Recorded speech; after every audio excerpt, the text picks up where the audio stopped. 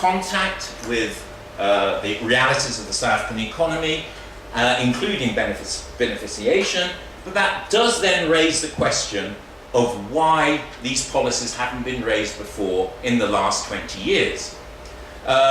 This is the context then within which I want to place and give some comments on SIMS and the policy of beneficiation.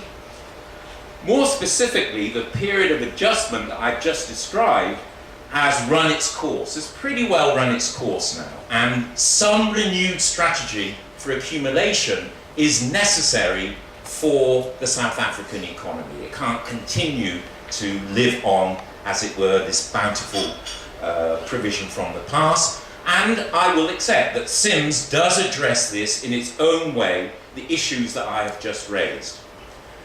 But that also raises the question of whether it has cleared away the smoke screen I described, or merely revealed a lower layer. And time will tell whether which of these is true, but there are some disturbing elements which I want to cover. The first is, whatever the impact of SIMS, the thrust of policy in practice, currently at the moment at least, as Sam described to some degree, seems to be much more a renewal of the NEC core strategy of the 1970s, in which the state plays a leading role in promoting private capital's productions of minerals. This does include platinum strategies, but of course we'll all be aware of the construction of new coal-fired power stations and so on. So really, what's going on in the South African economy at the moment, the reality is a platinum strategy, which is replacing gold, the Waterberg strategy, if you like, as well, together with this extraordinary process of financial domination of the economy. It's a triple whammy which continues to consolidate the lack of developmental policy, including a policy for industrial diversification. Second point I would like to make is there may well be spin-offs in this strategy in terms of beneficiation. But as these become significant and subsidized, if they do get subsidies and take off, they are liable to fall under the control of the conglomerates that we've just specified. And as has already happened, or is already happening if you're following this, with, for example, energy renewables. These are relatively marginal, and it's possible that beneficiation will become relatively marginal. But being relatively marginal in a South African context is to be absolutely quite large. And that actually means they also become incorporated into those who have much bigger irons to heat in the fire in terms of these core, long-standing MEC core sectors of the economy. So really, whilst these may be relatively marginal, they can be absolutely large, which is why they can attract such attention. Here I want to refer to a rather different set of work associated with Gabriel Palmer, what he calls the neoliberal art of democracy, which is to sustain and reproduce vast inequalities. And the examples he uses are Latin America and South Africa as the leading examples, which is there is sufficient wealth to be generated to allow relatively marginal concessions to be made, which primarily serve to, as a smokescreen again, to the major action that is going on within the economy. The next point I want to make really then is to suggest, and I don't think Paul is guilty of this, but many others are, that beneficiation by its nature is not an industrial policy. It is at most part of an industrial policy. Indeed, whilst vague conceptually, processing rather than exporting minerals is what it means. The question is to what degree? Where does the processing begin and where does it end? And in many ways, the idea of beneficiation, even if you can get it onto the agenda, can carry the implication of confining, not expanding the scope of industrial policy. Now, this all leads quite naturally, again, this has been brought up, to consideration of the scale and scope of powers that are necessary in order to adopt a beneficiation strategy, let alone to implement it successfully. As our neoliberals would have it, if it were profitable to have such a strategy, why hasn't private capital done it itself? Of course, we can appeal to market imperfections and conflicts of interest, but the question then really is whose interests are going to prevail and how? Not only in the narrow technical sense of domesticating or appropriating domestic value production or added production, but also in terms of the formal and substantive reorganization of the processes of policy making itself. Now here, I do believe Sims makes considerable progress in suggesting an authority with the necessary powers and also a state corporation to engage alongside private enterprise. And of course, Paul has put much emphasis on the appropriation and use of the rents that come out from minerals. It does, though, and indeed Paul has just put considerable emphasis on the need for the linkages to be put in place in order to get what he calls the STEM skills. And he gives the examples of Scandinavia, and that's quite a good example to take up, because the question we're asking is, how does South Africa become Scandinavia? The question that everyone asks in every area of economic and social policy. And the first answer is you get rid of most blacks, actually, but that's not really on the table. The Sims report, though, also rejects nationalisation for reasons of the costs of compensation, and I find this quite troublesome. If, for example, it is the case that the costs of compensation are too great, this can only be because the net present value of the profits being generated are so large. Maybe you can take them in rents, but if that is the case, then if there are very, very high levels of profit streams, then it must be possible and beneficial for the state to be able to borrow the capital in order to be able to purchase corporate ownership. The only argument against that is because you believe there are capital market imperfections which are particularly bad for the state, but actually states, except possibly in Greece and a few other European countries at the moment, tend to get more favourable terms on credit. And or the judgment that the state ownership would reduce the value of the surplus that can be generated. In any case, as has already been brought up, why should it have been possible to take the minerals into state ownership, but not the capital that works it? I could go in this vein for some time, but let me be clear that whilst I tend to favour state ownership and the need for it, this has to be addressed in terms of the policies that we wish to adopt and how we do so.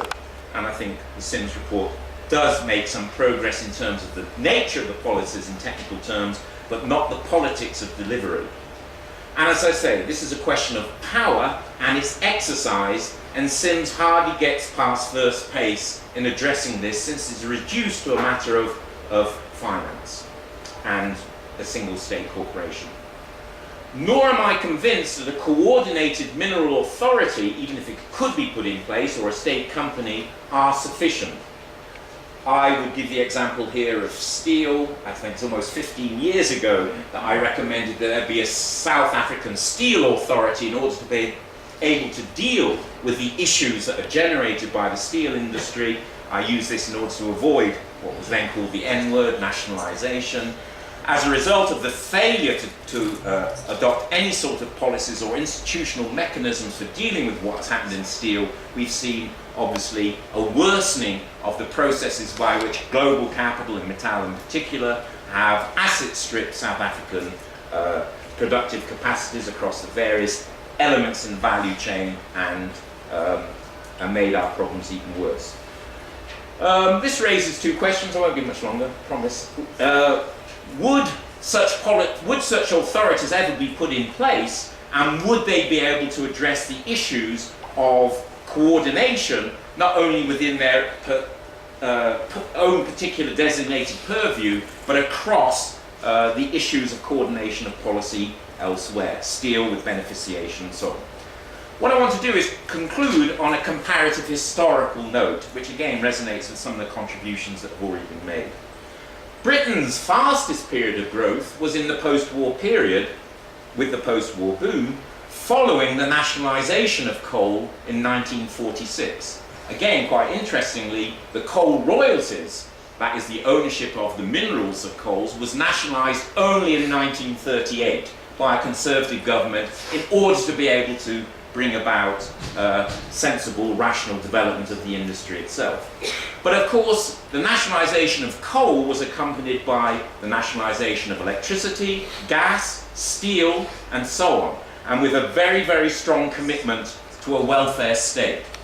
And the first energy and industrial policy priority for the coal industry upon nationalisation was to provide decent housing for its workers as the basis for maintaining production.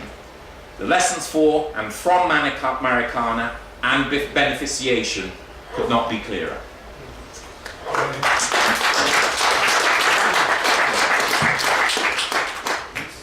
Thank you, Ben, for, I think, painting the big picture, looking at political economy in the country and the developments shaping it, and the role of financialization.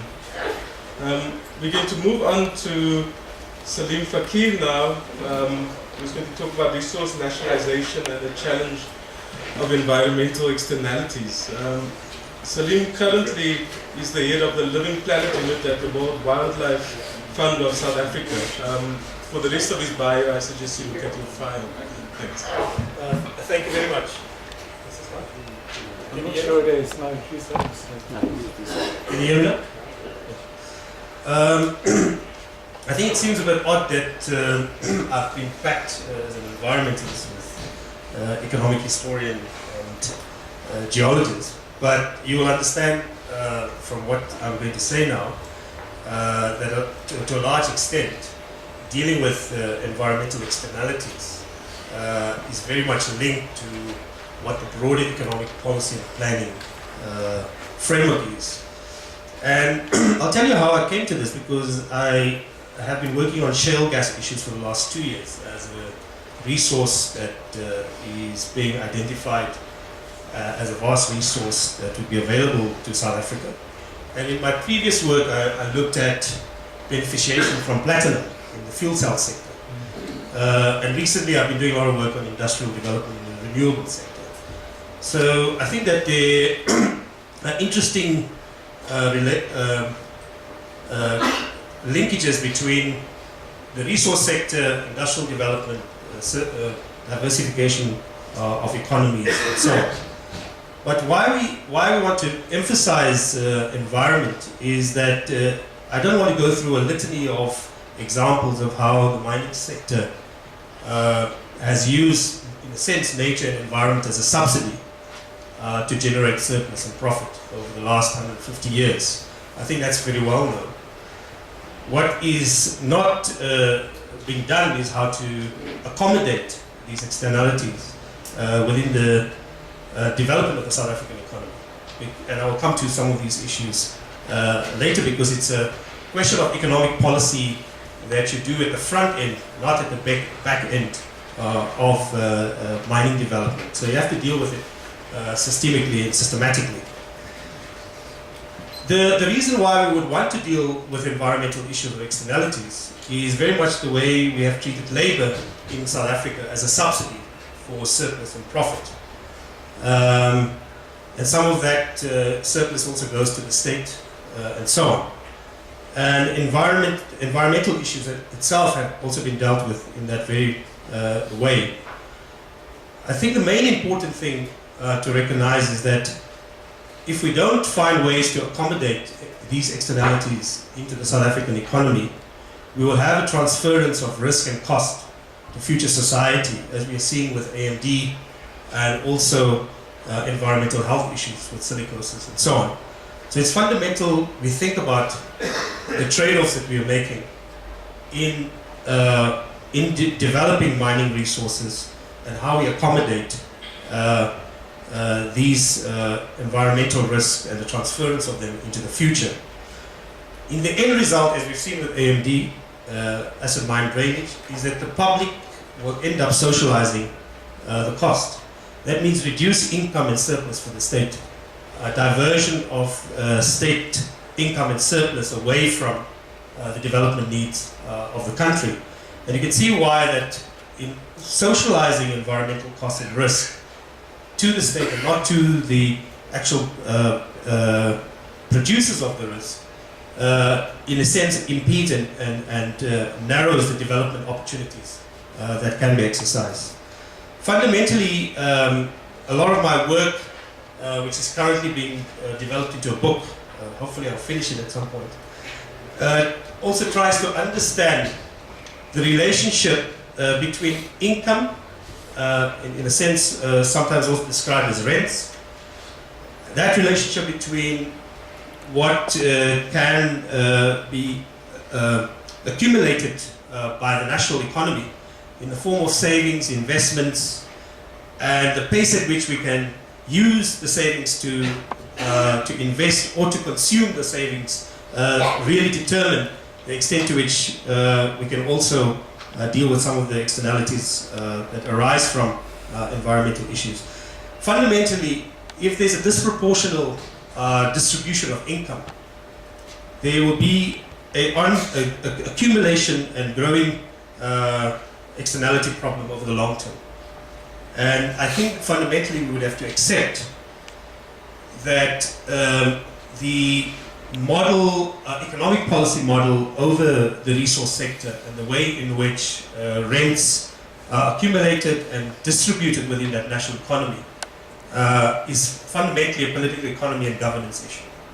And those two are interlinked. The more profit that leak out of a national economy or distributed unequally, the less income there is to go around to be able to solve some of these problems, both in the immediate and in the long term. And the reason for industrial capability is that, and also diversification of the South African economy into services and other sectors, is that although mining is important, it's strategic, and is a significant contributor to our GDP, the less dependence we can have on it, the better it is in terms of being able to deal with some of the externality problems. But there's also a fundamental other reason. The more we can engage in economic policy planning that allows for structural shift in the form of higher value added sectors and diversification of the economy, the more we are able to increase the income level of the national economy and what goes to workers and so on. This enables externalities to be dealt with both at the time they're generated and also in the time when, over the long term, as they're accumulated, because some externalities we can know with certainty because they are related to the way in which mining practices take place, and also often in relationship to certain technologies that have been developed in a particular period of time. There are other externalities that are not known and cannot be known, and often what happens is that if these externalities emerge in an economy, it is likely that there isn't sufficient income and surplus in the economy to deal with them. And often the companies that have actually created, or economic activity that has actually created this, has long gone or liquidated from the economy. And so this is a problem that becomes a public burden and has to be socialized in one form or the other. So the capture of rents in the national economy, the extent to which these rents are leaked out of the economy, and these rents as savings are converted to other forms of capital, are very crucial in how we think about the relationship of economic policy and environmental externalities. And I think it just resonates with what I think Ben Fine and others are saying. But I want to emphasize that in South Africa we already have a backlog of externalities associated with the environmental sector. There's lots of work done by Benchmark, our own organization, and so on.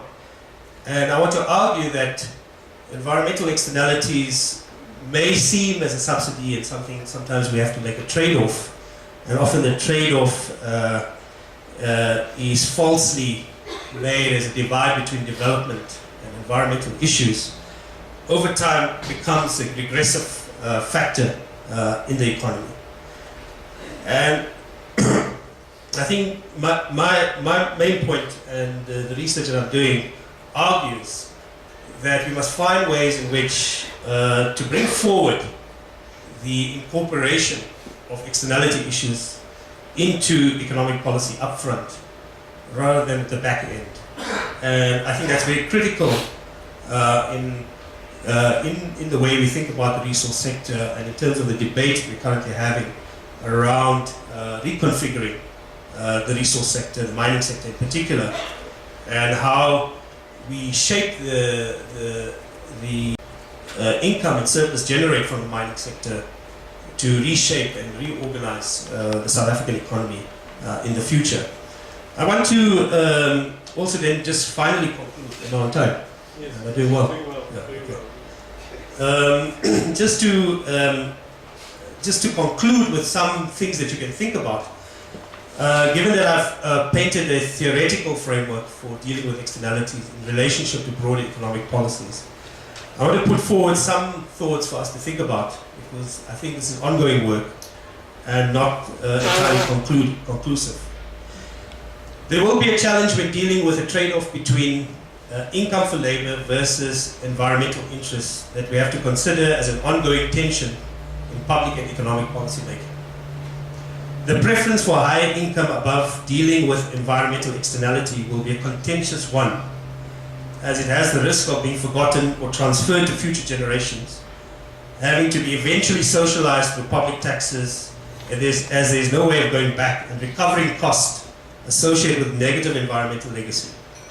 In effect, the consequences, any form of redress of this legacy, would be eating either at the endowment of future generations or their income.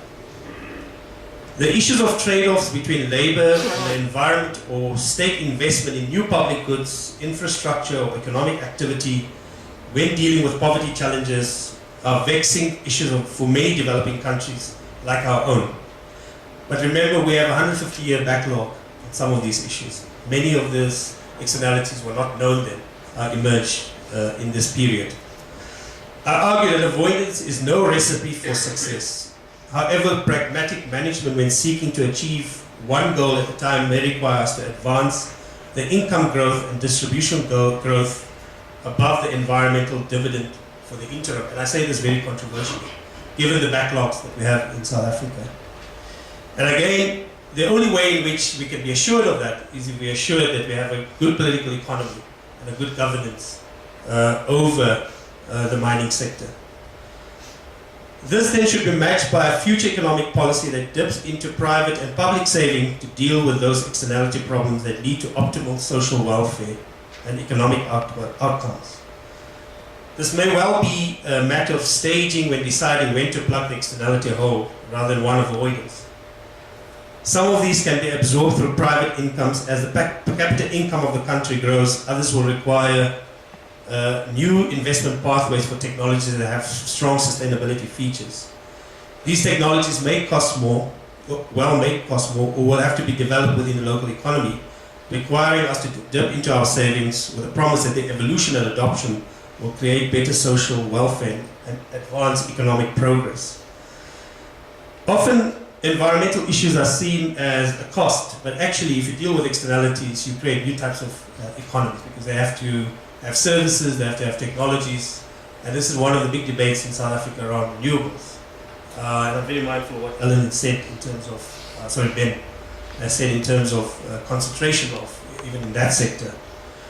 So it may be a cost in the short term, but dealing with externalities itself through regulation policy generates innovation and economic activity on its own. In most cases, dealing with environmental externalities is treated as a competitiveness issue. In this thinking, it is seen as a cost.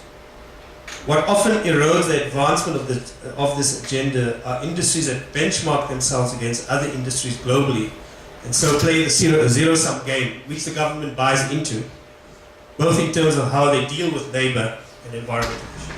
I'd like to conclude with that. Thanks very much. Salim. I'd like to thank all the speakers for sticking to time and helping us have more time for discussion. I'm not going to try and sum up or come up with any brilliant insights. I'm going to open up to the floor and for discussion. I'm going to ask speakers to stand up, and we need that for the recordings. So stand up, introduce yourselves, and then try and be as short as possible, succinct. I see one hand over there. Sorry, were there two hands over there or one hand over there? Okay, one there, one at the back, and one on the side. So let's start with those three and move on. Thank you very much. My name is Floyd Chibang. I'm a student here at FITS, but I'm also a member of Economic Freedom Fighters. You know, the last meeting, major meeting of the ANC I attended when I was a member, was the National General Council in 2010 in September. And in that NGC, I was a member of the Resolutions Committee. I was in the Economic Transformation Commission. That, for the first time, dealt